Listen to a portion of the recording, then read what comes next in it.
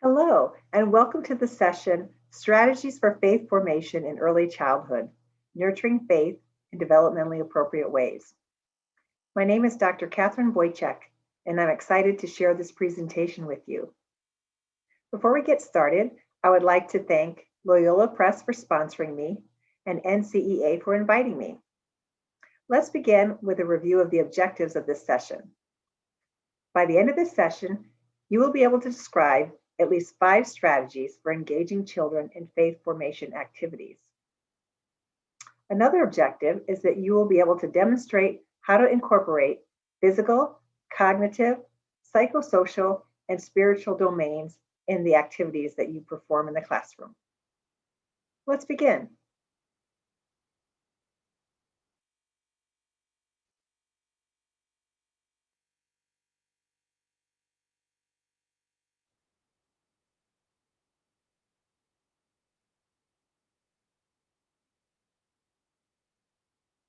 In early childhood education, it's important for us to consider educating the whole child, body, mind, and spirit.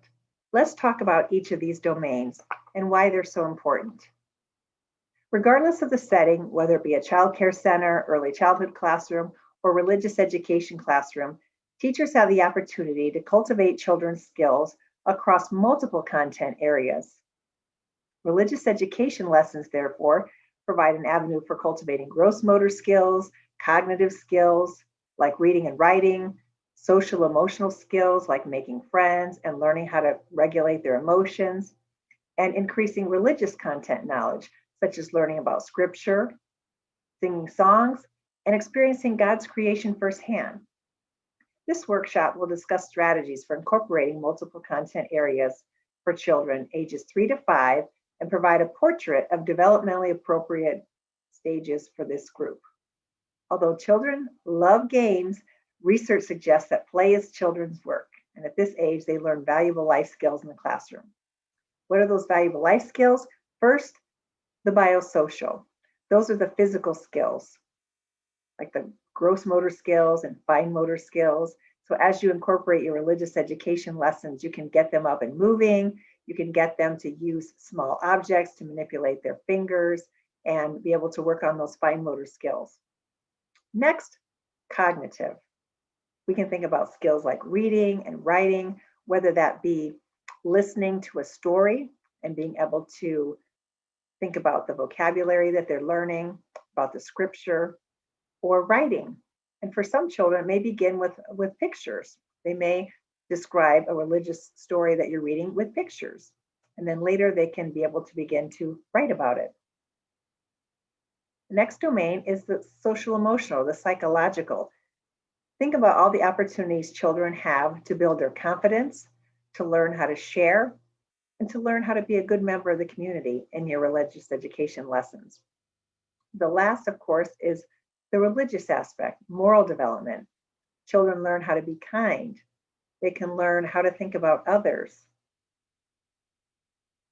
especially now given the pandemic, encouraging them to think about ways that they can reach out to the community and be helpful, whether that be collecting food or giving up items.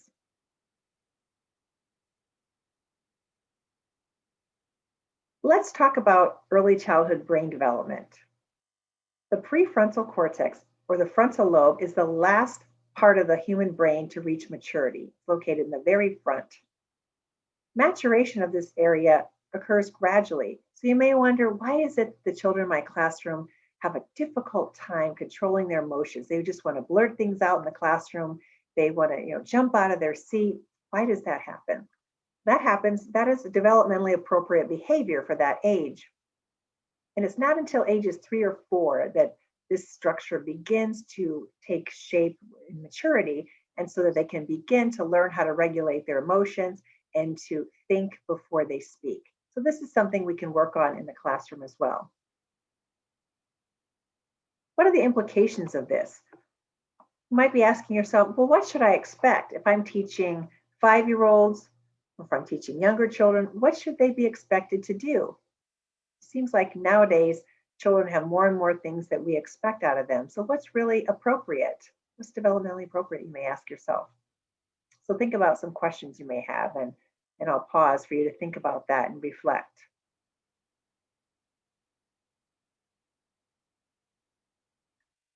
Now that you've thought about that, let's talk about what to expect. By age 6, children can sit still for more than an hour. They can scan a page of print. When children are young, ice tracking studies have found that they look all over the page. As an adult, we could look from top to bottom, left to right. Young children are scanning all over the page. So you may be doing a lesson and they're not looking at the appropriate spot. So you have to give them orienting clues to be able to pay attention to that. So by age 6, they're better able to track what you're saying. They can balance both sides of their body, draw and write with one hand. And because of that impulse control we talked about, they can listen and think before talking. They can remember important facts, important Bible stories, and they can regulate their emotions. So that's what we can expect based on brain development milestones. I promised you that we would discuss some strategies and some ways that we can incorporate across the domains. We can promote children's spirituality while at the same time encourage this cross-domain activity. I also want to share an acronym with you that will help you remember, no matter, again, whatever setting that you're teaching in, if you remember SPIRIT, it will help you to think about these ways to make your activities more developmentally appropriate in the classroom. So the first is space. Number one rule of real estate: location, location, location. There are 2 types of space you need to consider. What do you think those might be? First, I just practiced it for you. Wait time. As a teacher, sometimes it's hard for us to wait, to pause, to allow children to process things. Sometimes they need that auditory space, just the silence. You're asking a question, you need to pause for silence. Second is they need emotional space. They need to feel safe to ask a question and so forth. So they need an emotional space. They might not be ready to answer right away, so that goes with it. And each of us has a certain distance that we may need, which now has been enhanced due to COVID-19 constraints. So emotional space is another type of space to think about. P, for process. Children at this age learn through their senses. So if you can incorporate God's creation by encouraging them to think about nature, go for walks outside, for example, use gestures, things that are relevant, like, for example, if you're reading a Bible story, give them a few key words to listen for and perhaps a gesture that goes with that. So if you're talking about prayer, they can make prayer hands. If they're talking about Jesus, maybe they can make a sign like this to show that Jesus loves us. So that's part of process. The I is for imagination. We can use colorful picture cards, big books, and artwork and music. R for relationship. We need to build trust. So as we're establishing classroom rules, we can think about ways to build relationships. I like to share a tool that I love to use in my classroom. Jesus. Children love stuffed animals. So one rule that I have in my classroom pre-COVID, when we were in person, now we're doing distance learning, is whoever is holding Jesus has the floor, is able to speak. And I started off using this with preschoolers, but I can tell you that even with older children, they love this because they love being able to have it their turn. It's a signal to them that who has the floor, and it's soft, it's cuddly, so they like being able to do that. So think about a prop that you might be able to use. So if you have one of those handy, you can stop now and find that. But think about what prop you may use to get them to build that relationship and to know when is it their turn to speak. The I is for intimacy. Being able to encourage them to take risks. Children at this age generally are very eager to participate, but there are students who are shy and who may be reluctant. So you'll encourage them to be able to share. The last is the T. Over time, you will create routines. Children at this age love routines, consistency. So if you have a set structure for your class schedule, that's a way for them to build a sense of trust with you. So again, these are things that are applicable regardless of what type of classroom setting that you have. Getting to think about what I promised you that we would discuss is looking at the different content domains. Physical characteristics. How can we incorporate physical development in our lessons? And what can we expect at this age? We know at this age, from 3 to 5, they have developed gross motor skills, so they're proficient at walking and jumping, but they're working on their fine motor skills. They're full of energy. So what can you do? We want to get them up and get them moving. So what can we do? We can think about manipulatives that we might use. We can think about short and engaging stories. So get them up and moving. Something that I like to use with this age are these floor puzzles. So this puzzle, when it's put together, teaches them about the order of the mass. So there's 23 pieces, but they're very big, and so it's easy for children to be able to hold. So it goes through the steps of the mass, but they can get up out of their seats to work together, to put the pieces together, also to work on those fine motor skills that I was mentioning. So tools like that children love. It may be that they like flipping through a book. So they're going to be listening to mass and they're following along. They want to know what is happening when, what is Father doing next? So this gives them a visual, again, because at this age, they're pre-readers. So it gives them some key words to explain what's happening in the mass. Let me share an example from my classroom of an activity about Jesus, the Good Shepherd. I got them up and moving. So I blew out balloons that were the lambs, and I glued cotton balls to them. And I got a broom that was going to be the shepherd's staff. And so I scattered the lambs, the sheep, throughout the classroom. So I said that they needed to be able to gather the lost sheep. So we read the parable of Jesus, the Good Shepherd. And so then this was one of the activities, and the kids loved it. You may think that, oh, well, did they take turns? But they were so excited because I had a little pen the sheep needed to be in. So it gave them a visual. So they went around with the broom, and they quickly learned that if they swatted too roughly, the sheep would fly. And so that wasn't the way. You had to be tender. You had to be gentle when you did that. And they were so excited they wanted to have another turn. So we had to make sure everyone had a turn. But these are some things that you can do, again, to think about. They're learning a story, but then they're also getting up and getting moving. And that was an activity that was really fun for them, and they wanted to do it again. Also, when reading a story, I give them keywords to listen for, and that way I can see if they're listening. So for example, the story of Samuel. So when they hear Samuel, they're supposed to go like this, like, are they listening? So those are some things that can help them to pay attention and engage them in stories.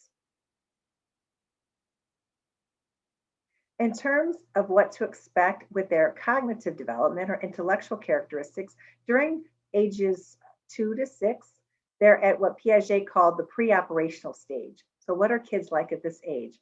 First of all, they demonstrate animism and anthropomorphism. Those are big fancy words. What do those mean? That means that they tend to give human characteristics to non-living things. So if they're drawing a picture of the sun, they may draw a smiley face. They're also egocentric at this age. They have trouble taking the perspective of someone else. So they might think that everybody thinks the same way as them. So if they like a particular story, then everyone else should like it. So they're not able to take other perspectives. They can be fooled by appearances, where if you change the shape of something, they don't understand that it's still the same thing. Like if you take a ball of Play-Doh and you flatten it, they may somehow think that that flattened Play-Doh is less than one that's round. So that explains why they have a difficulty understanding physical properties of objects. They can show centration. They can be stuck on one idea. So perhaps you've done an activity and they've got that one thing in their mind and that's all they can focus on. They can't shift gears. So again, this is something you can work on, getting them to be flexible in their thinking, because they demonstrate irreversibility. They can't think backwards. So this is something you can work on. Cognitively, other characteristics is they're very creative and curious. They like rhyming words. So it's if you choose stories that have rhyming. They also like to ask a lot of questions. This is a way to build their vocabulary. So at this age, don't expect them to sit quietly through a story. Encourage them to participate. Research shows that if they're asking questions, it shows that they're excited and they're actually more likely to learn if they are engaged in asking questions. So encourage them to ask questions while you are reading. Also, they like to draw symbolically. They can convey their ideas through color and through design. So you can ask them about their drawings and you can flip over the page and to take a dictation. You can write, so perhaps you look at the drawing, think that's not what I see, but the child, ask them to describe it. And then that can give you a sense also of their vocabulary and to build their self-esteem in thinking about their pictures. What can I implement then in my classroom then if I want to keep in mind the cognitive characteristics of children? Well, we can ask them to share about their story, their drawing, like I said. They love singing, they love music. I have lots of music, of course, pre-COVID in my classroom. Now I can do it virtually where we'll sing a song. What can we do to encourage cooperation? We can have group projects. This helps them to encourage other perspectives. We can use props. So I love these storybooks, big storybooks with props like the stick figures that you see in this diagram, where we can act out the story of Jesus's birth, for example. And we can think about what did it smell like? What did it sound like? What do you think that was like? Encourage them to use their senses. So storyboards and puppets are really good. Encourage question and answer, encouraging them to ask questions. Display their artwork in the classroom. Now, it might be that you have a classroom where you rotate, but if there's ways that they see their artwork, it helps them to feel that confidence and trust that, wow, there's my drawing that I made, and it's decorating the classroom. So that gives them a lot of pride as well.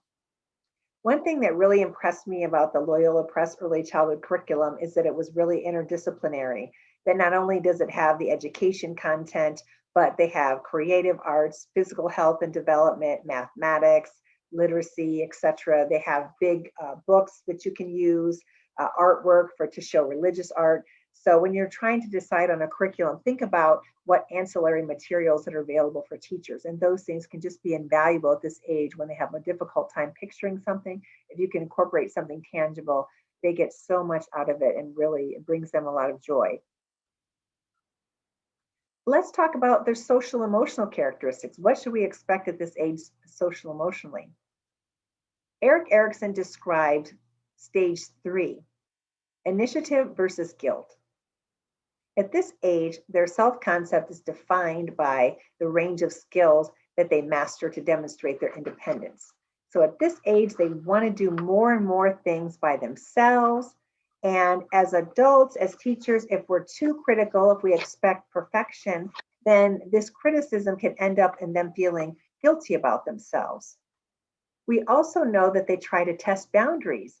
They may try to test you on the rules. Does this teacher know what to expect? So maybe there's a substitute. Do they really know the boundaries? So it's really important to have, again, those rules, those routines, so children know exactly what to expect in your class. There's that consistency that they can rely on. Really is helpful for them. At this stage, although they're nearly self-dependent with their routines, they can perform tasks without you being able to have to watch over everything they do. They can work independently, but they need help with their emotions. Sometimes they might have trouble finding the word to describe their emotions. And so you often hear in early childhood classrooms, use your words. Maybe they don't know that there's that word angry. I'm feeling frustrated, or I'm feeling confused. On the flip side, at this age, compared to school age children, they're brashly self-confident in their abilities. If you say, how far can you throw this ball? They'll say, I can throw it a mile. They really are confident. They don't have a lack of self-esteem at this age in general. They are very excited and eager to participate. So harness that energy in your classroom. Use that participation, that energy that they have to encourage them to help you with different tasks in the classroom and assign them different jobs to do that are rotated so they feel really important and they feel that sense of ownership. They also can show sympathy for others and appreciate humor. So as they're able to take better perspective, they're able to understand things that are humorous and to show sympathy towards others. Some things you can do to support this idea of promoting a sense of initiative as opposed to a sense of guilt is to give them opportunities to make choices. So it could be with presenting them with multiple activities. And if you have multiple teachers, perhaps you can have one teacher leading one activity and a parent volunteer or somebody doing something else. Play games that encourage sharing and cooperation. You could have them create a poster, for example, that requires teamwork and sharing where they need to share materials. Also encourage them. In my classroom, I have this activity where we want to fill up the bucket. So when we say something nice about somebody else, we fill up the bucket. And so literally you can get, cotton balls or marbles or whatever it is to fill up the jar, and they can see when they're doing something nice or when they're thinking about others. You see pro-social behavior in the classroom. You can add a marble to the bucket, and that way they're filling the bucket so that they can build that up, and they can think about what is some reward that they would like. So it's something you can encourage the parents to once they get to that certain goal. Like for maybe it might be crazy sock day where they're able to wear crazy socks if it's a school where they have a uniform. So it's something they can do as a reward. I mentioned that having visuals for children is very helpful. Now I'd like to share this alphabet book with you that I like to use. This is a perfect example of how visuals can be used across content domains for the curriculum. So let's take a look. This is from the God Made the World series by Loyola Press. It's designed for 4-year-olds. So chapter 2, God Made My Family. This is a great way to incorporate a visual into a social studies lesson. God's plan is for family members to live and grow together in love. So here we're focusing on the letter B. So we're highlighting the literacy domain and also looking at family and religion, Bible, baptism, brother, baby. Notice how the initial letters are highlighted in a darker color, so it really jumps out for the children.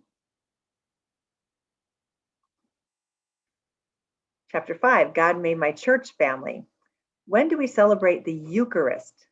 Perhaps they have an older sibling that's learning about the Eucharist, so you can explain to them what the Eucharist means. And there's the visual of the chalice and the host, the precious body and the precious blood. Also, we see the planet Earth, so you can highlight the letter E and the E in Eden. So if they're learning about Adam and Eve in the garden, there's a visual for them as well.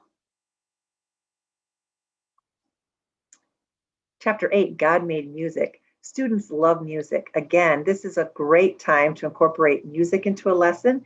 And if you need this visual for them to attend to as well as you're playing a song, making music can praise God. So emphasizing to children that when we are singing, we are praising God. So here we have H, horn.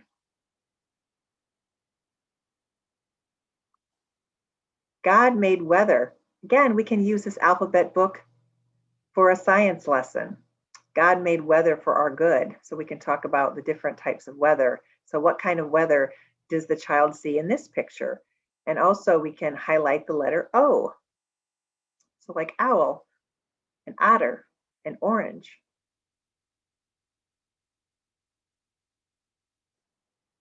Chapter 18, God made animals. Children love to talk about animals. Again, this is a great way to have something cut across content areas. What are the prayers of the Rosary? So if you're teaching them about the Our Father and the Hail Mary, you could give them a visual also of what the Rosary looks like. You can have an actual Rosary that you show them as well and highlight the letter R. So that's just an example of how you can use visual aids across content areas.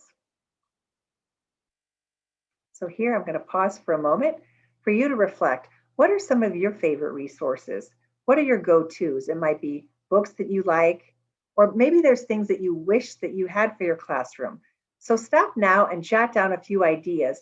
What are some visuals that you can use in your classroom? What are some resources to be able to incorporate these activities?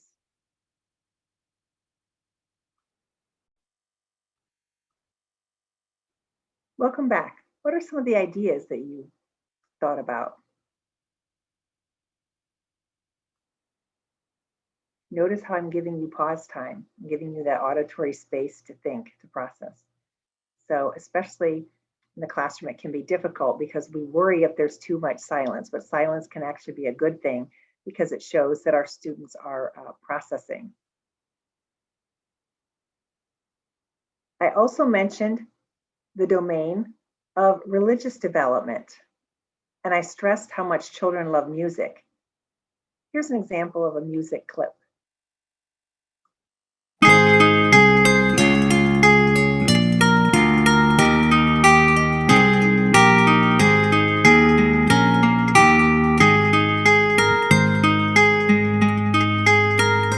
Hail Mary, Mother, you love me with sweet and pure love. Hail Mary, Mother, pray for me in heaven above.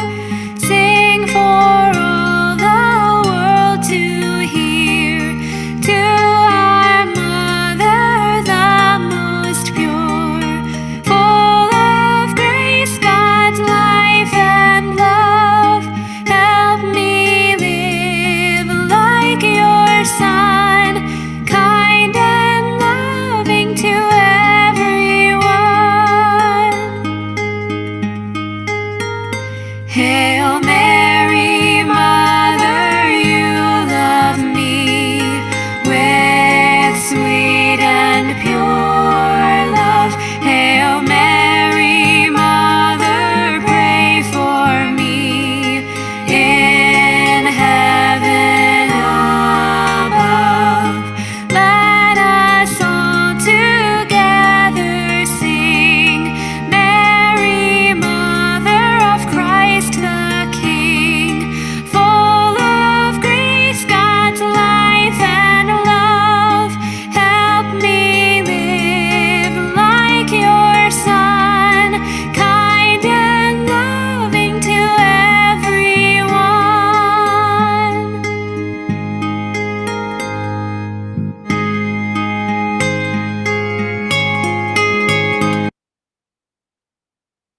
Doesn't that just make you feel good hearing music?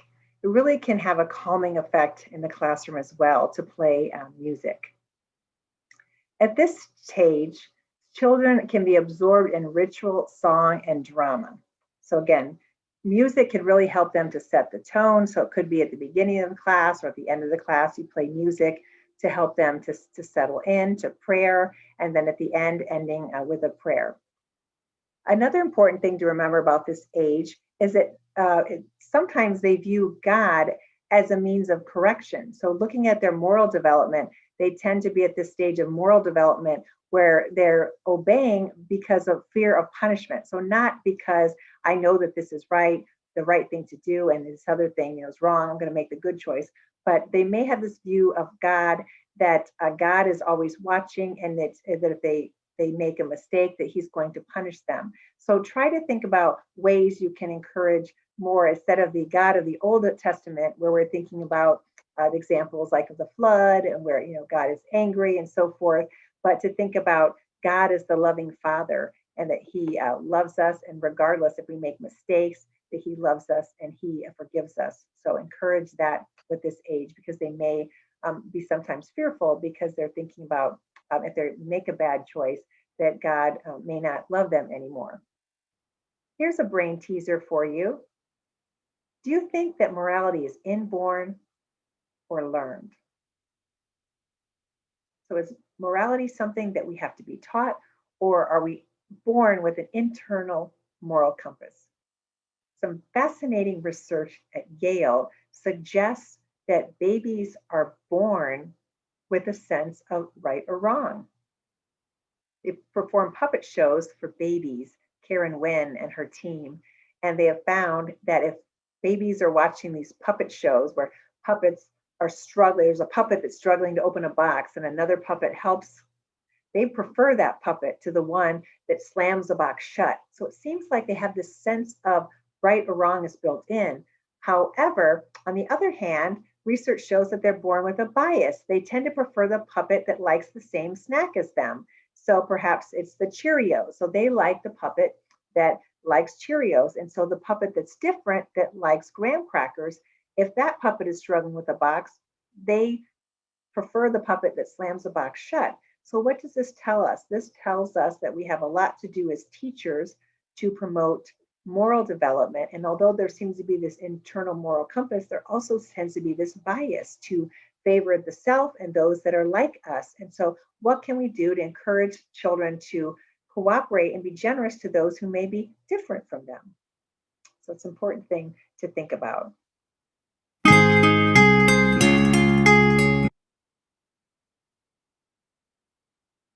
In closing, I would like to end by saying that young children are naturally curious, genuinely open, and filled with a sense of wonder. They love to give and receive love, which allows them to develop a deep relationship and commitment to the Catholic faith.